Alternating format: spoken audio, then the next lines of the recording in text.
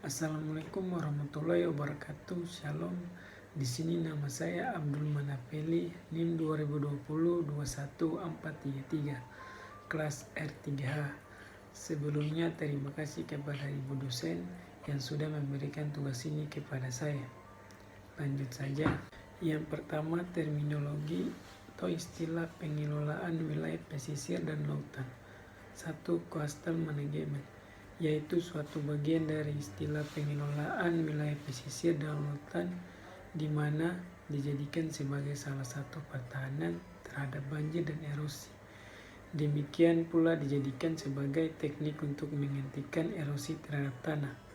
Kegunaan dari coastal management ialah untuk mengubah permukiman air laut yang kemudian dapat merusak sistem pesisir dengan meminimalisir sedimen pantai yang terganggu oleh energi pasang surut. 2. Coastal Zone Management merupakan pengelolaan wilayah pesisir mencakup pengelolaan wilayah pesisir untuk menyeimbangkan lingkungan, ekonomi, kesehatan manusia, dan aktivitas manusia. Kegunaan CZM adalah untuk melestarikan, melindungi, mengembangkan, meningkatkan, dan memulihkan jika mungkin sumber daya pesisir. 3. Integrated Coastal Resources adalah suatu proyek untuk meningkatkan pengelolaan dan kondisi sumber daya pesisir dan laut dan keanekaragaman hayati dan untuk mengurangi kemiskinan di masyarakat pesisir secara siklus berkontribusi pada penipisan dan degradasi sumber daya lebih lanjut. Yang keempat, panduan perencanaan pengelolaan pesisir secara terpadu atau Integrated Coastal Zone Management adalah pengelolaan pemanfaatan sumber daya alam dan jasa-jasa lingkungan yang terdapat di kawasan pesisir dengan cara melakukan penilaian penyeluruh tentang kawasan pesisir beserta sumber daya alam dan jasa-jasa lingkungan yang terdapat di dalamnya. Batas wilayah pesisir yaitu berdasarkan kesempatan umum di dunia bahwa wilayah pesisir adalah suatu wilayah peralihan antara daratan dan lautan. Selanjutnya yang kelima, Integrated Coastal Zone Planning and Management adalah salah satu konsep pengelolaan pesisir yang mengikuti sertakan peran masyarakat, sehingga diharapkan masyarakat akan turut merasa memiliki tanggung jawab terhadap kawasan pesisir yang menjadi daerah huniannya.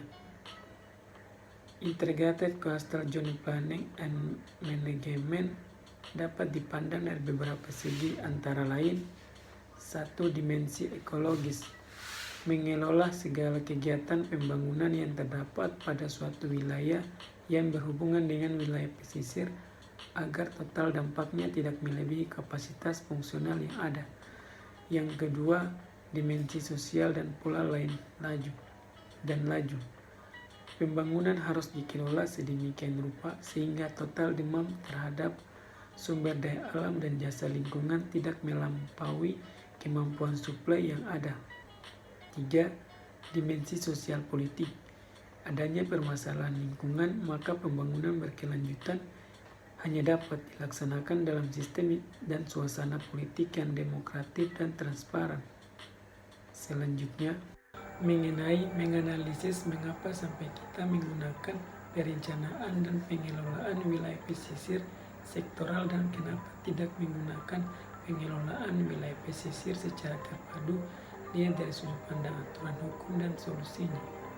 Berdasarkan hasil analisis saya bahwa mengapa sampai kita menggunakan perencanaan dan pengelolaan wilayah pesisir sektoral dibandingkan dengan pengelolaan wilayah pesisir secara terpadu adalah yaitu untuk memudahkan pemerintah dan pemerintah daerah dalam rangka merencanakan, memanfaatkan, melakukan pengawasan dan untuk bagaimana bisa mengendalikan sumber daya pesisir dan pulau-pulau kecil antar sektor-sektor agar maksimal dan teratur sesuai dengan landasan hukum kita yang termaktub dalam Undang-Undang Republik Indonesia Nomor 27 Tahun 2007 tentang pengelolaan wilayah pesisir dan pulau-pulau kecil.